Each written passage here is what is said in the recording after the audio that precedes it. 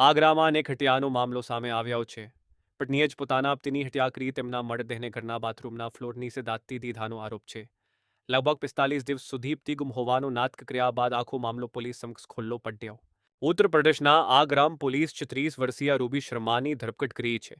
તેના પર પોતાના 44 વર્ષીય પતિ સુરેન્દ્ર શર્માની હત્યા કરવાનો આરોપ છે. પોલીસના બતાવ્યા અનુસાર રૂબીએ કથિત રીતે પતિનું ગળું દબાવી તેમની હત્યા કરી હતી. ત્યારબાદ પુરાવા છુપાવવા માટે મૃતદેહને સિકંદરા વિસ્તારની રેણુકાધમ કોલોનીમાં આવેલા પોતાના ઘરના બાથરૂમના ફ્લોર નીચે દાટી દીધો હતો. આરોપ છે કે ઘટના બાદ રૂબીએ લગભગ 45 દિવસ સુધી પતિ ગુમ હોવાનો દેખાવ કર્યો અને પોલીસમાં ગુમ થયાની ફરિયાદ પણ નોંધાવી હતી. જો કે સુરેન્દ્ર શર્માના ભાઈને શંકા જતા તેમને પોલીસને જાણ કરી.